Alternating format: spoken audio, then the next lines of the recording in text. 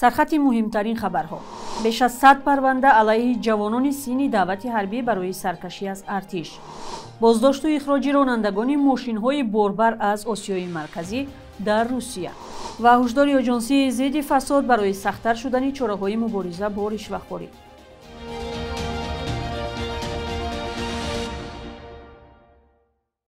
سلام بینندگان عزیز، این برنامه نوید بامدادی است با خبرهای تازه از تاجیکستان و جهان. امروز 7 اکتبر سال 2025 است. سال 2024 در تاجیکستان برای سرکشی از خدمت در ارتش نسبت 107 جوان سینی دعوتی پرونده باز شده. 30 نفر با حکم دادگاه جزا گرفتند. بنا به گزارش وکالتدار حقوق انسان که سال روان نشر شده است، پرونده علیه جوانان سینی دعوت از روی ماده 343 کدکس جنایتی یعنی سرکشی از رفتن به ارتش بررسی شده است. طبق قانون برای این اتهام تا 72,000 سومانی جریمه و یا تا 2 سال زندان پیش بینی شده است. بر اساس گزارش وکالتدار اوید به حقوق انسان، سال 2024 34 حالت فرار سربازان از ارتش به قید گرفته شده است. امبودسمن تاجیک در گزارش اخیر خود همچنین از مجازات شدن 13 کارمند کمیسریات‌های حربی برای در سطح ضروری اجرا نکردن وظیفه‌های خود خبر داده است. عین زمان در گزارش از آن توصیف شده است که نسبت سالهای پیش دانش‌های حقوقی سربازان بهتر شده است. وکالتدار حقوق انسان سبب این را به زیاد شدن سربازان تحصیل دیده در قسم‌های حربی ربط داده است. سبب اساسی سرپیچی و فرار جوانان از خدمت حربی حتمی را بعضی از ساکنان و حامیان حقوق به بدرفتاری در صف نیروهای مسلح تاجیکستان پیوند می‌دهند که گاه‌ها با مرگ و یا معیوب شدن سربازان انجام می‌یابد.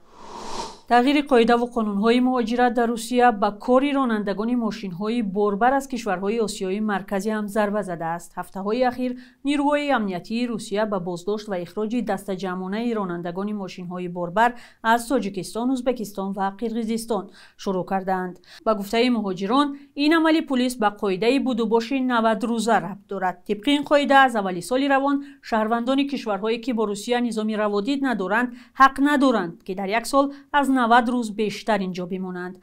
قبلا مهلت 180 روز بود، ولی طبق قانون‌های حتی خود روسیه رانندگان بین المللی با این گروه شامل نیستند. آنها با سندهای مخصوص گمرکی برای بار و ماشین‌های خود وارد این کشور می‌شوند، ولی با این وجود مامورین روس آنها را در راه‌های بین المللی نگه می‌دارند. راننده‌ها می‌گویند آنها را به شعبه پلیس برده جریمه می‌کنند و 5 روز مهلت می‌دهند تا روسیه را ترک نمایند. رانندگان ماشین‌های بارکش که می‌گویند برای بازارهای روسیه و کشورهای دیگر میوه می‌آورند، برخی برای فرار از تفتیش و بازپرسی‌ها مجبورند فقط شبانه به کار برآیند.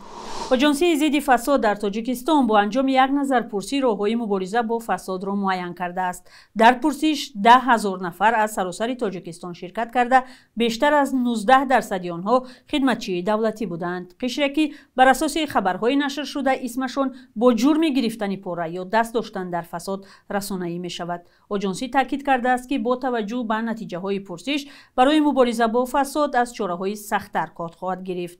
این نهاد تاکید می‌کند که یکی از تلاش‌های مقامات در این سمت جاری شدن نظام غیر نقدی پرداخت است. نوریدین سیف‌الدین زاده، سرناظر ریاست مقاومت با کروپسیای آژانسی ضد فساد گفت طبق ماده 541 کدکس حقوق ویرانکنی ماموری، مسئولین وزارت و اداره‌ها و دیگر کارخانه‌ها و شرکت‌ها برای قبول مبلغ خدمت‌رسانی در شکل نقدی به جوابگری ماموری کشیده می شوند. از سال 2023 به این سو ساکنان در تاجیکستان وظیفه دارند پرداخت‌های دولتی را به طور غیر نقدی انجام دهند. حکومت تاجیکستان گفته است که گذشتن به نظام غیر نقدی پیش راه رشوه و فساد را میگیرد. طبق اطلاع رسمی در 6 ماه اول امسال آژانسی مبارزه با فساد 1200 جنایت کروپسیونی و خصوصیت کروپسیونی داشته را آشکار کرده است. نشریه دانشگاه کلاب برای قدرشناسی از آموزگاران یک اقدام جالب به راه مانده است. یک ماه اخیر این نشریه به نشر موادها درباره استادان پرداخته است. شاگردان در این نوشته‌های خود از کار و ویژگی تعلیم استادان قصه کرده با این بهانه از آنها یاد و با آنها اظهار سپاس می‌کنند.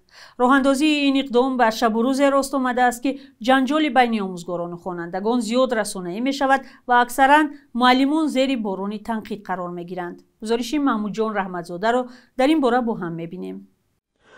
احمد علیوف، ظفر میرزویان، استادانی که شاگردان با ذکر خیر از آنها درباره‌شان مقاله نوشتند. این اقدام را روزنامه انوار دانش نشریه دانشگاه کلاب براه مانده است. با این بهانه شاگردان از استادان خود یاد میکنند. همین اقدام پیش گرفته هیئت ایجادی است که توانستند جامعه مهنتی دانشگاه و اون نفرانی که از هر جهت به این مؤسسه پیوند معنوی داشتند تاثیرگذار باشد تا اینکه در این اقدام فعالانه اشتراک کنند. نشر این مقاله ها در حالی است که گفته می شود قدر آموزگار در جامعه کم شده است. راهبران نشریه با این هدف می خواهند قدر و منزلت معلم را بالا برند و فرهنگ سپاسگزاری از آموزگار را براه مانند. با گفته مؤلفان الکی با این هدف هم رسیده اند. یکی از دانشجویان گفت که ما هم آینده میتونیم که همین خیلی از استادها یادآوری شویم، یعنی که این معنای اون رو دارد که همین مطلب، همین یادآوری از استاد ظفر میرزویان به همین خواننده ما، به دانشجوی ما تاثیر رسانده است. شماره مقاله ها مخصوصا در عرفه عید آموزگار بیشتر شد. حتی از مکاتب میانه هم مقاله ها درباره آموزگاران به نشریه وارد می شوند. سازمان دهندگان این تشبث میگویند گمان نمیکردند مقاله های زیادی به آنها خواهد رسید. اینچنین این مقاله ها را در شبکه‌های اجتماعی بازپخش میکنند. نشر و رسانه‌ای گردیدن مهرنامه های شاگردان به چون و چرا به جامعه تاثیر مثبت رسانیده است و همه روزه ما شاهد آن هستیم که مقاله های گوناگون استادان در رابطه با فعالیت استادان، در رابطه با زمان همکاری، همچون پاس خاطر و قدرشناسی به استادان وارد می شود. دانشگاه دولتی کلاب 80 سال پیش تأسیس یافته است. حالا در عرفه جشنگیری 80 سالگیش قرار دارند. آن در جنوب تاجیکستان آن سالها اولین دانشگاه به حساب می رفت. از همان روز تأسیسش دانشگاه کلاب کادرهای ساحه آموزگاری آماده می کند. حالا هم هر سال صدها نفر آن را ختم کرده به مکاتب‌های گوناگون می روند با آرزوی آنکه زحمت آنها را روز شاگردانشان قدردانی کنند.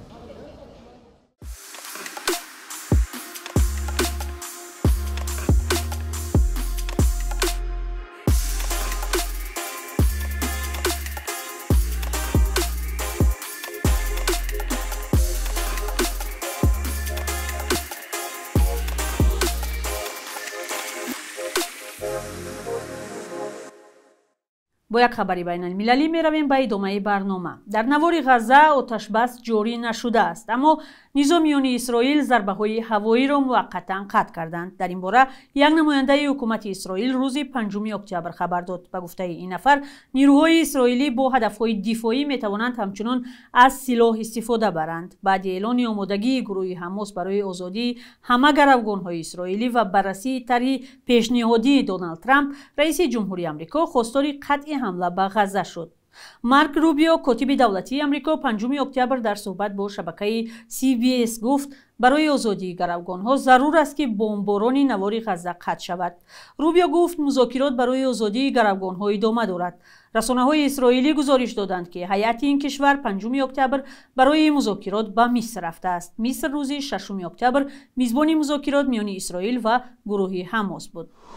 ریاست وزارت کارهای داخلی در شهر دوشنبه خبر می‌دهد که از 8 تا 12 اکتبر حرکت نقلیات در خیابان‌های پایتخت محدود می‌شود.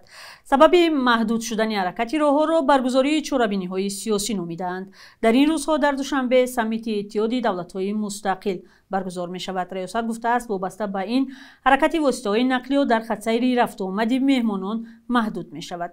پلیس دوشنبه از رانندگان خواسته است که در روزهای برگزاری چهاربینی از استفاده نقلیات شخصی خودداری نموده از نقلیات‌های جمعیتی استفاده نمایند.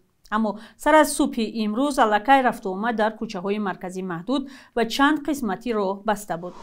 بخش یک روز تاریخ را پیشنهاد شما می‌کنیم که مهمترین تحولات تاریخی در روز 7 اکتبر را فرا می‌گیرد.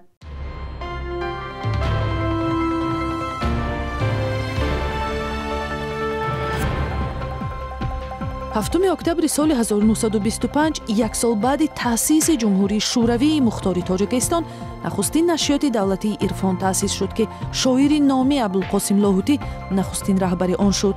агар соли аввал дар ин нашриёт 8 номгӯи китоб чоп шуда бошад, дар 10 соли баъдӣ 266 номгӯи китобро аз чоп баровард ва барои рушди забони тоҷикӣ саҳмгузор шуд.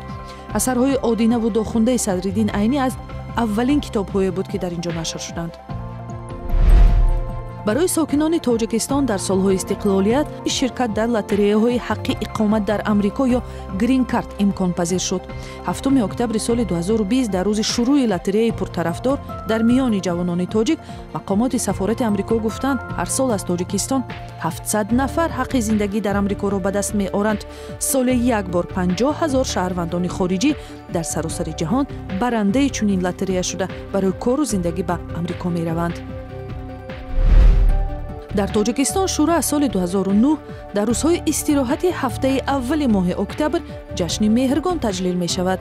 иди ҳосил ва кишоварзӣ як ҷашни қадимии мардуми тоҷик буда дар борааш шоҳномаи фирдавсӣ ҳам ёд кардааст. мунаққидон мегӯянд ин ҷашни қадимӣ ки бо васфу ниёиши ҳосили хубу зимистони серу пур мегузарад ба хотири камранг кардани ҷашнҳои динӣ эҳё шудааст. صبح امروز در بانک‌های تجارتی تاجیکستان 1000 روبل روسی به 112 سومانی برابر است. 100 دلار آمریکایی تا 935 سومانی ارزش دارد. قرب رسمی بانک ملی تاجیکستان برای 7 اکتبر چنین تعیین شده است.